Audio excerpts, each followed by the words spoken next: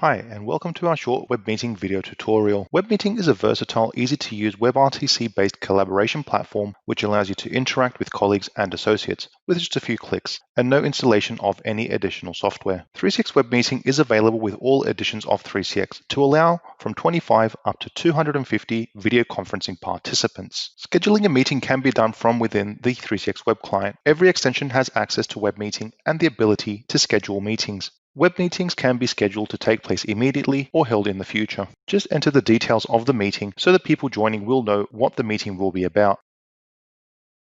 Two types of meetings are possible, where everyone can interact and collaborate with each other, or have a classroom type meeting where one person is presenting and the others watch. During the configuration, the type of meeting can be selected as well as the bandwidth requirements. You can invite people via email just by entering their email addresses, and you can even import participant lists too. If it is a collaborative meeting, you can also arrange the sending of invitations via a variety of available calendaring services like Google or Office 365. An ICS file can also be created for use in any calendaring service.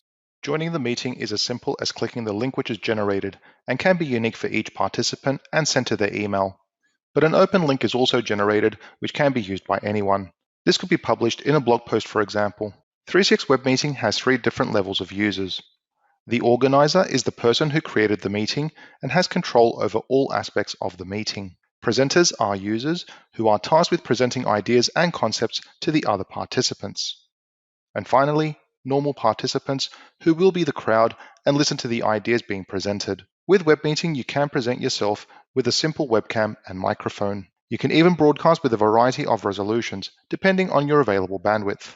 The meeting can be recorded in 3 different formats. The audio-visual feed will be included in the recording. A meeting organizer or presenter can present ideas and concepts to others in the meeting. They can share a PDF file to the other participants and can annotate notes on the presentation. This will be included in the recording. Documents can also be shared via file transfer. A whiteboard can be used to further explain presented concepts. This could allow you to further expand on the presentation annotations we mentioned previously. To further explain and demonstrate certain aspects of the presentation, the presenter can share their screen. If you have multiple screens, you can choose which one to share. An individual application could be shared as well, if you don't want to reveal the entire screen, or even a single Chrome tab. This feed will be included in the recording. When you are in a classroom-style meeting, the default permissions for the participants are only to chat with the organizer or presenter. But this can change for each participant on demand. A participant can be elevated to a presenter or organizer to allow them to present to the other participants of the meeting. Even if they don't get their status elevated, their camera or microphone can be activated to allow them to respond through audio-visual means to the meeting. Keeping privacy in mind, the participant will need to accept the elevation of permissions so as not to be caught off guard if the camera suddenly turns on. Another nice feature of WebMeeting is the ability to perform polls with the participants in the meeting. You can ask a series of questions and provide them with the predefined answers to these questions. This is really handy if you have a board of directors who need to make certain decisions.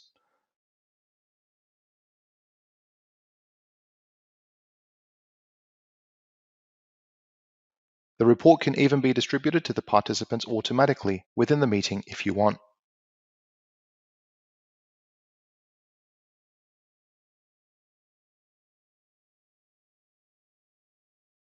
Even providing remote assistance to participants within a meeting is possible. From within WebMeeting, you can connect to a participant's computer and provide remote assistance to them. This will require a small plugin to be installed, however, and will require explicit permission from the participant to achieve. At the end of a meeting, the organizer will receive a report which will contain the invited participants list as well as who joined. If a recording of the meeting was done, a link to the recording will be provided so you can download it. WebMeeting can also be accessed directly from the web client by clicking on the WebMeeting link. All the functionality we mentioned earlier is available. Inviting someone into a meeting is not only done from the scheduling as previously mentioned, but you can also invite people on the fly by just copying the open link and providing them with this link via chat, email, etc. You can also personally invite them by inviting attendees and adding their name and email to the list and sending them a personal invitation. WebMeeting is also accessible for the guys on the road as well, with the WebMeeting apps for the mobile platforms of iOS and Android. However, to get the full immersive experience of 3CX WebMeeting, the browser is the way to go. Thank you for watching another 3CX video guide. Make sure you subscribe to our channel and enable notifications to get the latest 3CX updates.